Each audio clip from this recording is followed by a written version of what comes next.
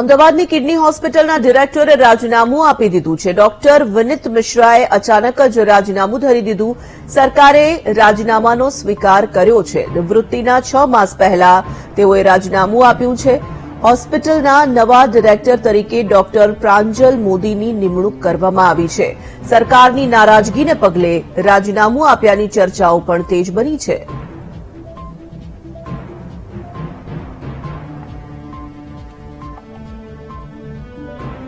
તો જે રીતે આ સમાચાર સામે આવી રહ્યા છે, અમદાવાદની કિડની હોસ્પિટલને લઈને ડિરેક્ટર જે કિડની હોસ્પિટલના છે તેઓએ રાજીનામું ધરી દીધું છે। ડોક્ટર વિનીત મિશ્રાના અનેક તર્ક વિતર્ક સર્જાઈ રહ્યા છે। અચાનક રાજીનામાને કારણે સરકારે પણ તેમના રાજીનામાનો સ્વીકાર કરી લીધો છે। તેમની નિવૃત્તિના 6 માસને સમય હતો, પરંતુ 6 માસ પહેલા જ તેઓએ રાજીનામું ધરી દીધું છે। નવા ડિરેક્ટર તરીકે ડોક્ટર પ્રાંજલ મોદીની નિમણૂક પણ કરી લેવામાં આવી છે।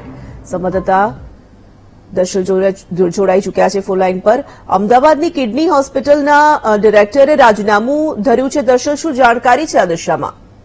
જી તોરલ, પ્રાથમિક જે પ્રકારે માહિતી મળી છે તે પ્રકારે આ સરકારની નારાજગીના જે પગલે જે છે આ રાજીનામું અપાયા હોવાની ચર્ચા છે। અને જે પ્રકારે આ જે ડોક્ટર વિનીત મિશ્રાએ આ અચાનક જે રાજીનામું આપ્યું છે તેમના નિવૃત્તિના હજુ 6 માસ બાકી હતા, તેની પહેલા એકાએક તેમને ગાંધીનગર ખાતે એક મિટિંગનો દોર પણ ચાલતો હતો અને સાથે એકાએક આ રાજીનામું આપતા અનેક ચર્ચાઓ પણ વહેતી થઈ। અને તેમાં આ જે કારણ જે છે તે ચર્ચાઈ રહ્યું છે કે સરકારની નારાજગીના પગલે તેઓએ રાજીનામું આપ્યું છે અને સરકારે પણ તેમનું રાજીનામું આપ્યા બાદ તરત જ રાજીનામું સ્વીકારી લીધું છે। અને સાથે જ ડોક્ટર પ્રાંજલ મોદી જે છે તેમને કિડની હોસ્પિટલના નવા ડાયરેક્ટર પણ બનાવી દેવામાં આવે છે। એટલે કે સીધી રીતે આ એક સંકેત પણ કહી શકાય છે ક્યાંક સરકારની નારાજગીના કારણે આ સમગ્ર પ્રક્રિયા જે છે તે બની હોઈ શકે છે। અને આ જે રાજીનામું આપ્યા બાદ તાત્કાલિક નવા ડાયરેક્ટરની નિમણૂક પણ અહીંયા થઈ ચૂકી છે।